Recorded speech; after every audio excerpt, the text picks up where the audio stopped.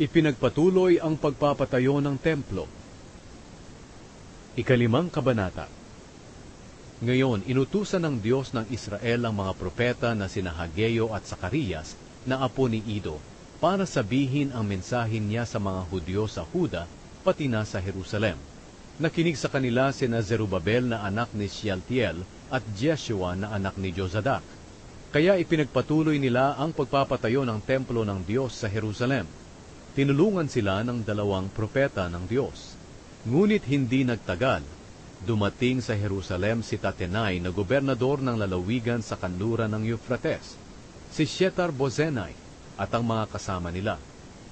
Nagtanong sila sa mga Hudyo, "Sino ang nag-utos sa inyo na ipagpatuloy ang pagpapatayo ng templong ito?"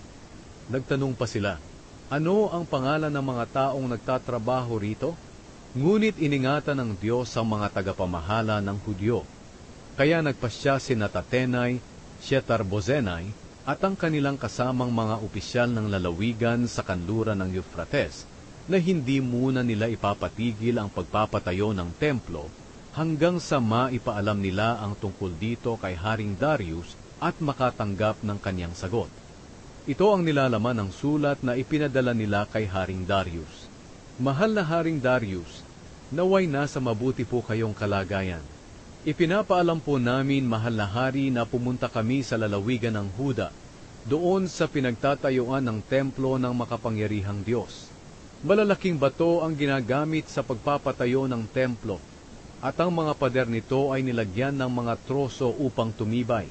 Ginagawa po nila ito ng may kasipagan, kaya mabilis ang pagpapatayo nito. Tinanong po namin ang mga tagapamahala nila kung sino ang nag-utos sa kanila sa muling pagpapatayo ng templo. At tinanong din namin ang mga pangalan nila para maipaalam namin sa inyo kung sino ang mga namumuno sa pagpapatayo nito. Ito po ang sagot nila sa amin: "Mga lingkod kami ng Diyos ng langit at lupa, at muli naming ipinapatayo ang templo na itinayo noon ng isang makapangyarihang hari ng Israel. Ngunit dahil ginalit ng aming mga ninuno ang Diyos sa langit, pinabayaan niya sila na sakupin ni Haring Nebukadnezar ng Babylonia. Giniba ni Nebukadnezar ang templong ito at binihag niya sa Babylonia ang aming mga ninuno. Ngunit sa unang taon ng paghahari ni Haring Cyrus sa Babylonia, nag-utos siya na muling ipatayo ang templo ng Diyos. Ibinalik din niya ang mga kagamitang ginto at pilak ng templo ng Diyos.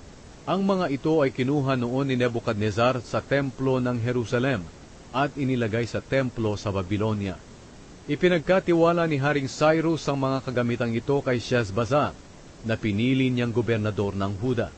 Sinabi ng hari kay Sheshbazzar na muling ipatayo ang templo ng Diyos sa Jerusalem sa dati nitong pinagtayuan, at ilagay doon ang mga kagamitan nito.